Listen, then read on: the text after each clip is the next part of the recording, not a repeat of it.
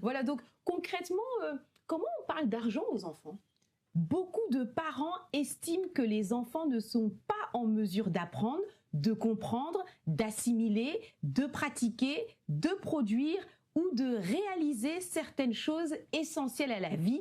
Plusieurs parmi nous, nous avons appris à sous-estimer nos enfants parce que nous-mêmes avons été sous-estimés lorsque nous étions enfants. Donc on peut vraiment parler en fait finances, commerce, bénéfices, toutes ces choses aux enfants en réalisant qu'en fait ils sont capables d'apprendre, d'assimiler et plus grands ce seront finalement des créateurs de richesse. Absolument, en fait. Voilà. absolument. Et qui vont œuvrer pour la gloire de Dieu. Absolument, c'est de ça qu'il s'agit.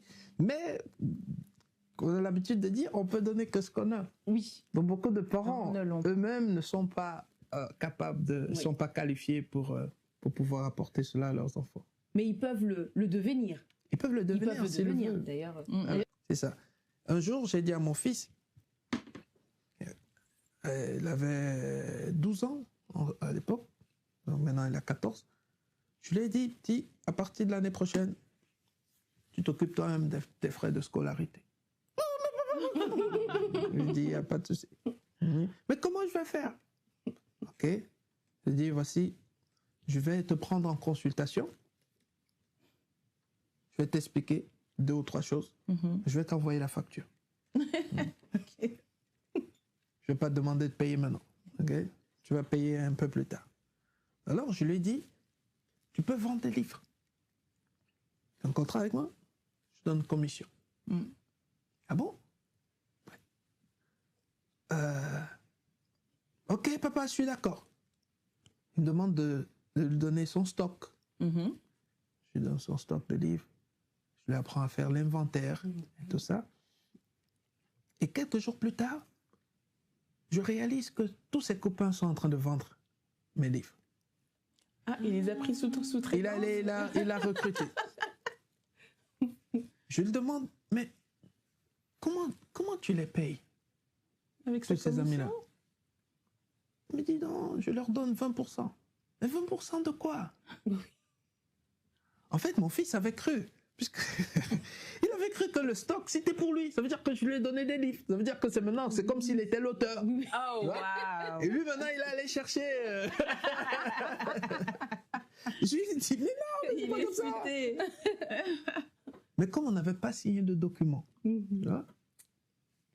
dit, ok, c'est pas grave. Ok, c'est de ma faute. Hein, j'aurais dû signer le contrat avec toi. Non, le stock là, ok, c'est bon pour toi. Mais maintenant, on va signer un contrat. Tu as 20%. Et si tu veux recruter quelqu'un, ce sera sur tes 20% que tu veux le donner la commission. Pas sur voilà, donc c'est comme ça. C'est cette approche que nous avons. D'accord. Parce qu'une fois que l'enfant a compris qu'il doit aller loin pour faire du bien au plus grand nombre, maintenant l'enfant va vouloir savoir quels sont les effets, qu'est-ce qu'il faut faire. On va lui expliquer que voilà, il faut leur parler de l'argent selon la vérité. Ça veut dire que on ne leur parle pas de l'argent juste pour leur parler de l'argent. On parle de l'argent avec la sagesse divine. Oui. On leur présente déjà l'argent comme Dieu nous présente l'argent. Okay? Dieu nous présente l'argent comme un moyen de faire du bien. Oui. Donc c'est la base. Ce n'est pas un moyen pour se faire du bien. Parce que la société nous présente l'argent comme un moyen de se faire du bien. Okay? Mais dans notre relation avec Dieu, Dieu part du fait que il nous a déjà fait du bien. Avec ou sans argent. Okay? Nous sommes déjà créés à son image, dans sa ressemblance. Il nous aime, nous sommes la prunelle de ses yeux. Ça devrait nous suffire. C'est pour ça qu'il a dit que nous avons tout pleinement en Christ. Okay? Ça veut dire qu'un enfant de Dieu est comblé, en principe.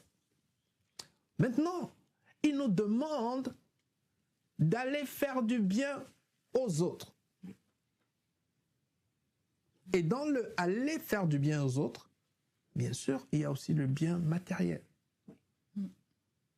Et ça demande de l'argent. Okay? Et maintenant, ce que beaucoup d'entre nous ignorons, c'est que Dieu ne nous demande pas d'aller juste faire du bien à 2-3 personnes. Et Dieu porte beaucoup de fruits. Lorsqu'il parle de toi de manière internationale. Hein, j'ai l'habitude de dire, Dieu ne nous voit pas local, ouais, il nous voit international. C'est pour ça qu'il a dit que tu es la lumière, pas la lumière de ton quartier, ni la lumière de ta maison. La lumière du monde. Okay? Et quand je donne l'éducation financière aux enfants, je commence par ça. La base, c'est ça. Le premier cours que nous avons, c'est ça. C'est que tu es appelé par Dieu à apporter des solutions à l'humanité. OK? À l'humanité. Ça veut dire que les services et les produits que tu as amenés à offrir à l'humanité, tu dois les offrir à l'humanité de manière internationale. Ok. Donc, je fais comprendre aux enfants qu'ils doivent avoir des produits qui vont être consommés à l'international. Et c'est quand ils auront fait ça qu'ils auront fait leur devoir selon Dieu. Oh, wow. Ok. Bon, Pasteur Dominique, quand vous parlez de produits, de services bon, pour les autres, etc., concrètement, ça correspond à quoi ces produits et ces services? Alors, ça fait que je leur pose la question de savoir. Dis-moi, faites la liste des fruits.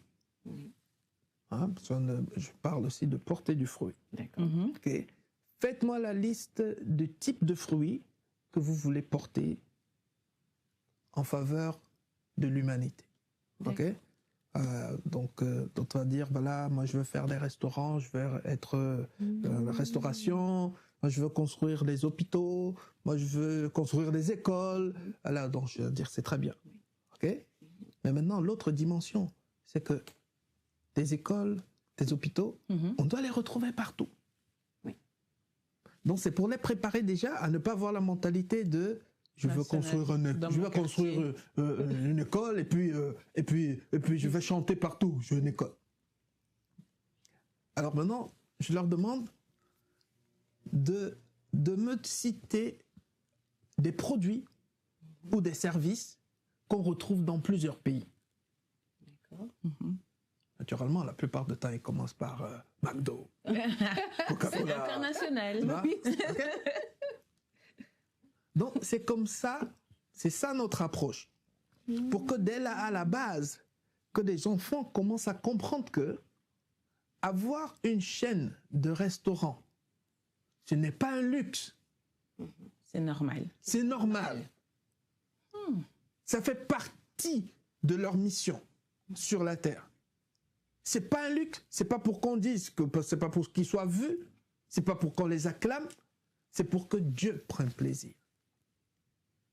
Et Pasteur Dominique, vos élèves, ils ont quel âge? Les enfants de quel âge?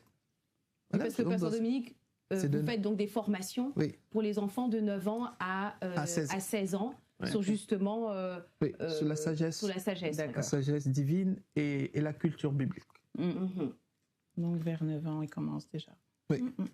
Mais je trouve l'approche, je me permets, mais je trouve l'approche très intéressante parce que c'est vrai qu'on pose la question comment on parle d'argent aux enfants et on ne s'attendait pas, je pense, Mélia, à avoir... En fait, à aucun moment, on parle d'argent, en fait. Oui, là, pour l'instant, on est plus dans la vision, les projets de... Voilà. Exactement. Donc, on commence par ça. D'accord. Ça veut dire que ça, c'est l'introduction. Ok, très bien. Donc, quand on comprend déjà que nous sommes amenés à être des sources de bénédiction.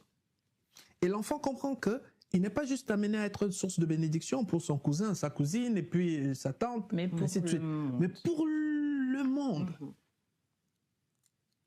Et c'est pour le monde. Et non seulement c'est sa mission, mais il a aussi reçu l'équipement pour ça. Parce que Dieu ne peut pas te demander de faire quelque chose s'il ne t'a pas donné les moyens de le faire. Et l'avantage, c'est que ce sont des enfants. Ça veut dire qu'ils croient. Et parce qu'ils ont cru à cela, Ils vont le faire. ils vont le faire. Mhm. Ils vont le faire. Et c'est de ça qu'il s'agit. Alors, des enfants maintenant, ils ont compris cela. Et c'est eux qui auront maintenant envie de savoir qu'est-ce qu'il faut faire. Par où je dois commencer? Ah oui, vous avez titillé leur Hein? curiosité maintenant. Alors, Même et la par mienne. où je dois commencer? Par où je dois commencer? Alors, on leur dit, OK, il faut d'abord que tu saches que il y a ce qu'on appelle le passif et il y a ce qu'on appelle l'actif. Et le passif, c'est ce qui te fait perdre de l'argent, te fait sortir de l'argent de tes poches. L'actif, c'est ce qui te fait entrer de l'argent dans tes poches.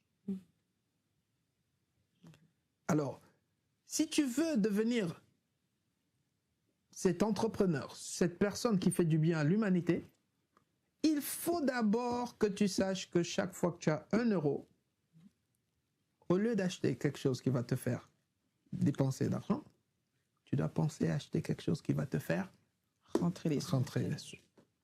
Et qu'est-ce qu'un enfant peut acheter qu'est-ce qu'on lui conseille d'acheter alors à son âge pour quelque chose qui lui fait rentrer Voilà, c'est déjà pour qu'ils comprennent le principe. Ah oui, d'accord. D'abord, c'est le Ok. principe. Mm. Voilà.